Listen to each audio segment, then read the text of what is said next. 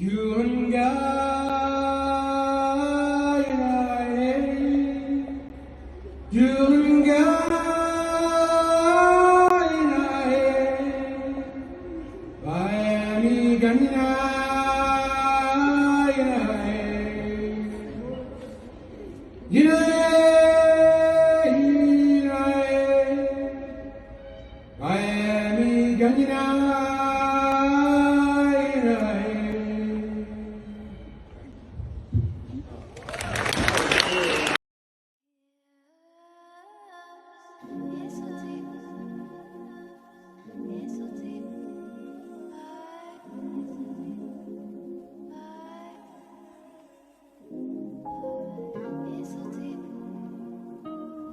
everyone, day 2 of the National Indigenous Tennis Carnival. It is an amazing morning here in Darwin. There's not a cloud in the sky.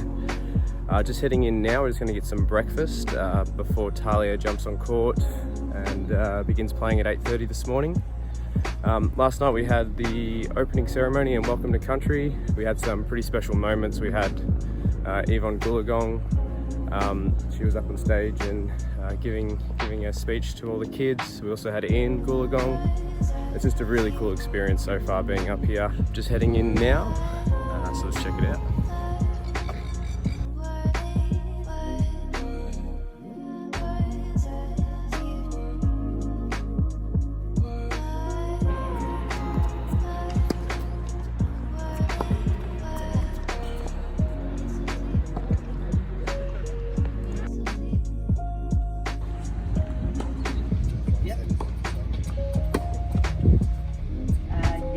So I just finished watching Talia's first round match.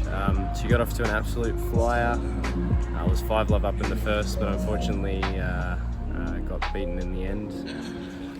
It was a very competitive match. Maybe the conditions weren't playing in Talia's favour as much, but we're getting ready for the second match now.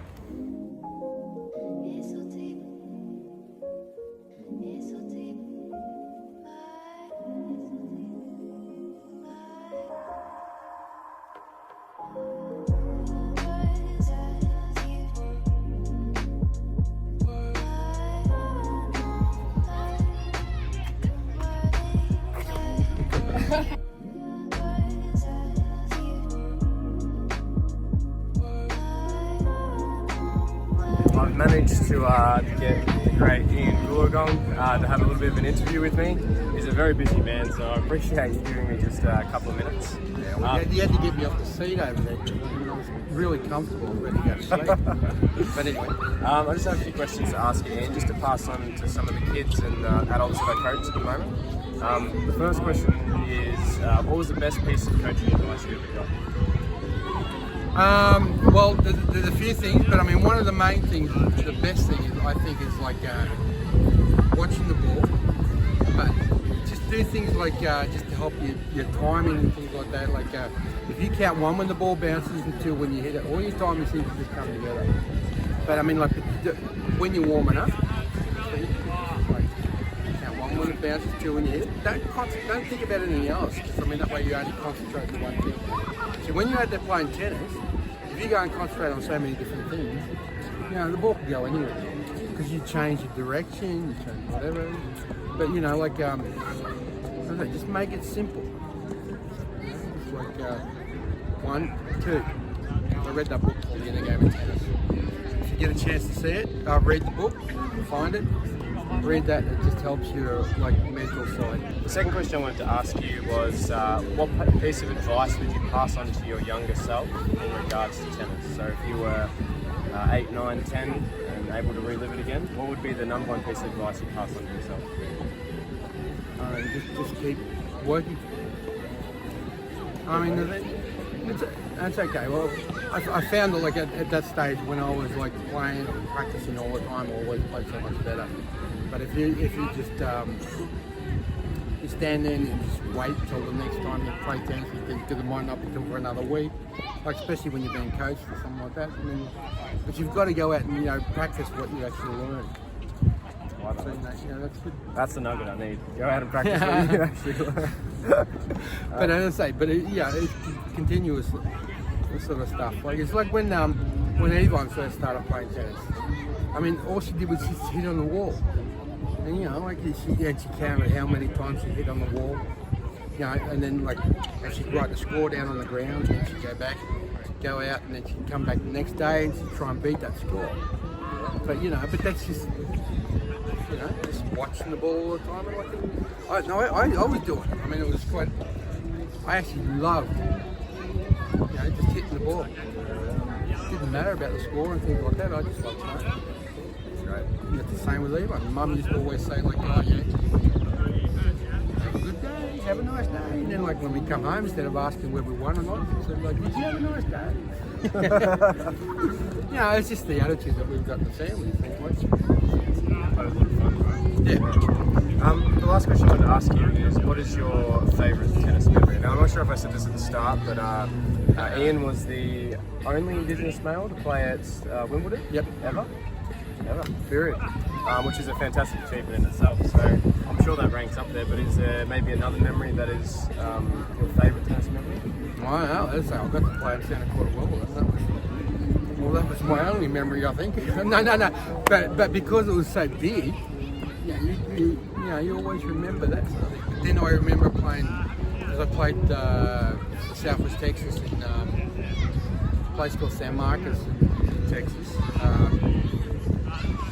I remember playing one day and like it just seemed like everything,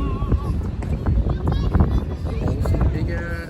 It just seemed like I was in the zone. But I mean, the thing is, you sort of like, you just remember those matches. You're playing, but you don't remember what you actually did. But you just felt the elation that, you know, like you just couldn't seem to miss anything. Anyway. Appreciate your time, Ian. Good friend of my friend Gavin Jones, and I'm going to show Gavin this video as well. So if you're watching, Gav, hello, and let's enjoy the rest of the carnival, shall we? Hi, Gav. Take care, buddy.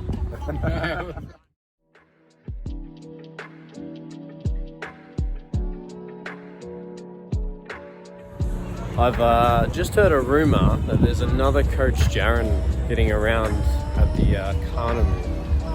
So I'm just going to confirm, and I'm not too sure how I feel about it, if I'm being honest. So the rumours are true.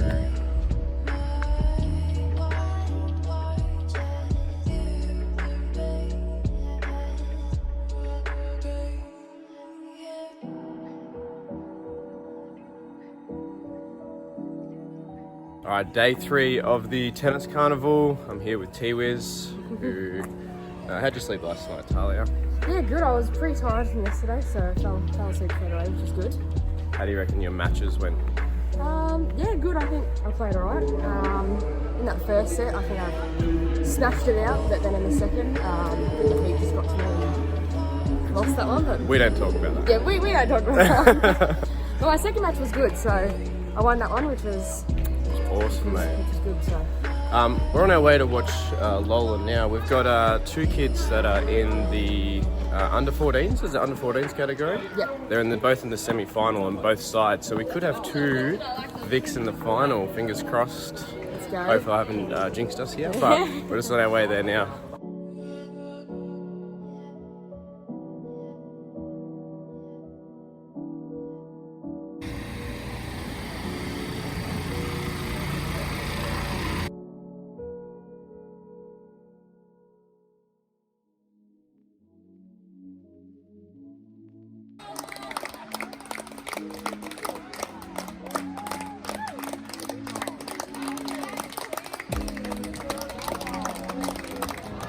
Just finished watching the semi-finals for the under 14s category. We had 2 of our Victorian players, Lewis and Lola, both made it through to the final. Lewis made it through pretty comfortably and straight. And we had Lola grind out a 3rd set super tie-break win. Both players actually broke a string in the super tie-break.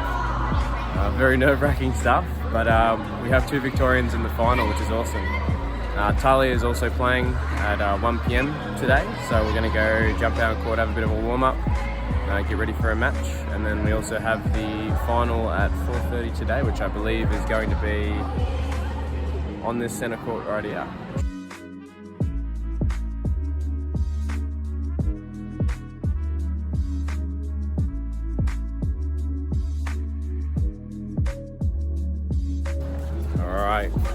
Don't mind. Game 3, final game. How you feeling before you go on? Nervous. Nervous? I'm always nervous though. How do you feel before your game, mate? Very, very excited. I can't wait. Excited, not nervous. I No, like it. no, not nervous. Can't get nervous.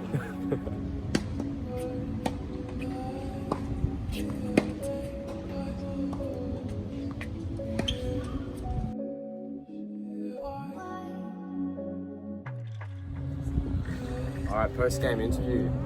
Yay! Talia or Goolagong? That was a pretty good match, mate. That was really enjoyable to watch. So Talia just played against the number 1 seed.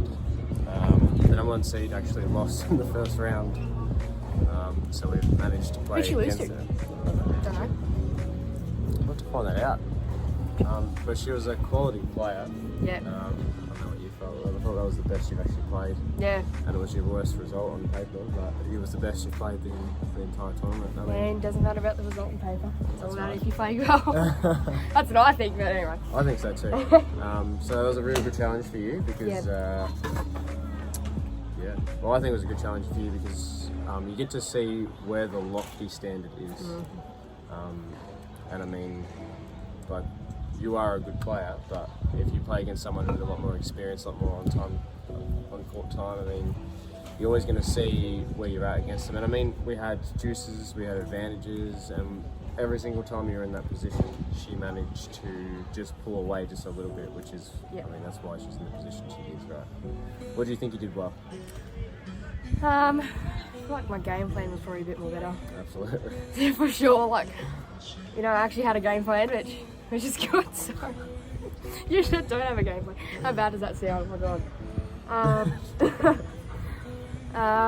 No, I feel like I was like slowing the ball a lot more down. Like I wasn't going for it. Like my first match, I was just whacking them and all that kind of stuff. So I think I slowed down the ball pretty well, which kind of put her on the back foot a little bit. But she was just But you stronger were in overall. quite a few rallies where you just hit high top spin and 4-step back. And we spoke about this before the match. Like when players like their front foot and like the aggressive game style, they want to try and get there, even if you're not offering it to them. Yeah. And quite a few shots early on, she really teed off on and just missed them because you were forcing her backwards and she didn't want to be being forced back. So let me ask you about your experience with Kim. He was an elder, was he? Yep. Yep. And he walked you through a scenario. So I'll let you explain it better than me. But I'm bad at explaining, he walked you through a scenario that was a pre-match prep, if you will. Yeah. Is, Or you can use it, like you can use it in your life, like your daily life, or for tennis, really. What did he say? So basically, we are like the kangaroos jumping along the beach, and then you have like these dingoes, which are like, you know, your barriers or your challenges. And so what the kangaroo does, it jumps in the water, and your water's just like your safe place. So like somewhere like your family and your friends, like music, exercise, all those kind of things. Yep. But when the dingo gets in the water, like you got to try and like fight it off. If that makes sense. So the dingo represents barriers. Yeah. Or a threat to you. If you Or like will. a threat, yeah. And the ocean is your safe. Your safe place. So Like the where- water's what your. you fall back on to Yeah. feel safe. And then once you feel safe, you can go off and fight one of them at a time. And then, like if you take out the big one, the others will kind of. Multiple. Yeah, if there's multiple dingoes, you take out the big one, the others will go away. So I was like, love oh, right, the big king's gone. So they're like, no, we're gonna go too. I love it. All right, good job, mate. Let's Thank go you. watch Lola play. Well, Lola and Lewis. Lewis, yeah. Not and, just Lola. oh yeah, true. They're playing each other. They're That's playing right. each other in the final. I'm just back out on centre court. They've got the net set up now. And Talia's just having a hit behind me. Just found an interesting fact about this court here. They're actually going to have to rebuild this entire court apparently because there's a dip somewhere in the court. I don't know which end it is. I think it must be the other end. It looks pretty good to me. But apparently it was one of the flaws of the build they did up here. This facility is incredible, by the way. It's I love it. Massive roof. 12 outside courts. There's even like a court behind me over there. I imagine that's for coaching and stuff. But yeah, I cannot believe they have to rebuild this entire thing.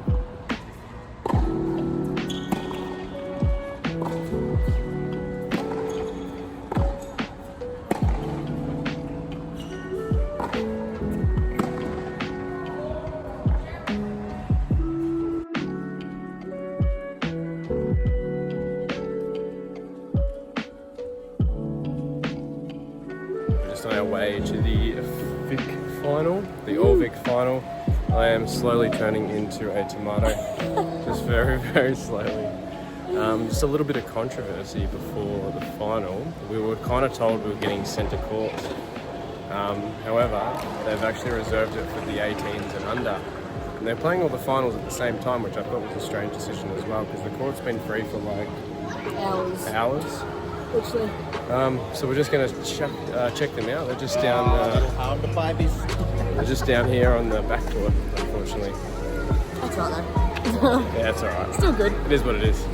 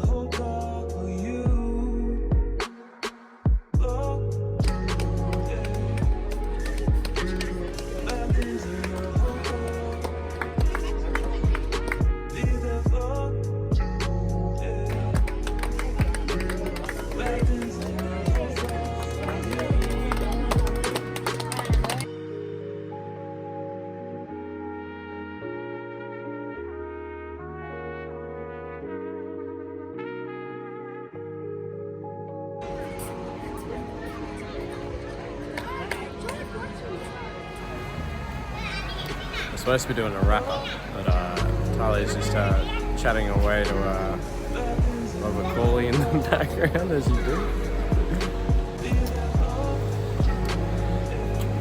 Are you done rubbing shoulders with tennis royalty, mate? What are you talking about?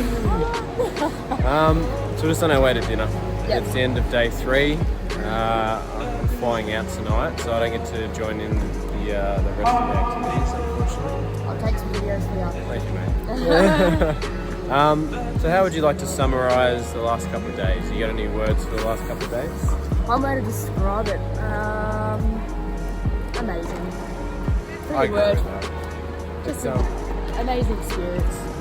I've been really surprised with how, I don't know if you agree, but how well the event's been run. Like, I've been to a few things that have cost several $100s that have been run way more poorly than this. It's just been so full of activities, so much food. Yeah. So much, like, tennis has been almost secondary to a lot of the things that we've done. That's true. I've been trying to vlog tennis, but like, there's just so many people around here that are just interesting to talk to. And, Everyone's so friendly too. Like you can walk up to someone and have a good chat with them. So it's good.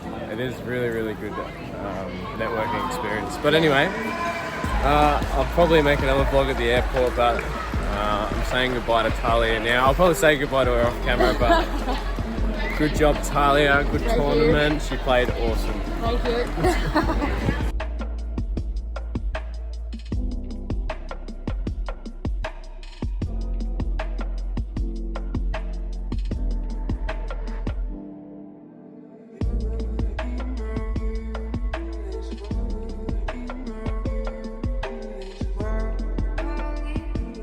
Alright, I'm back in sunny Melbourne, as you can see. I made the incredibly foolish mistake of booking a 1 AM flight instead of a 1 PM flight. Well, I thought it was a 1 PM flight until I got my text notification saying your flight's coming up soon at 1 AM. So it was a nice little surprise. I, of course, missed the Sunday, the closing ceremony of the Carnival, unfortunately. But Talia sent me through a photo. Team Vic finished in 2nd place, so awesome effort to Team Vic. That was a fantastic effort. It was a fantastic carnival. It was great to watch. I just wanted to thank a few people. Just to finish off with, I want to thank John Watson. I want to thank Danielle. I want to thank Shiv for including me in the Team Vic, even giving me a shirt, which was awesome. And all the rest of the Team Vic team. I'm sure there's lots of you I'm just forgetting just to mention right now, but thank you for making me feel so welcome and including me in the carnival. And of course, thank you to Talia, who allowed me to coach and mentor her for the weekend.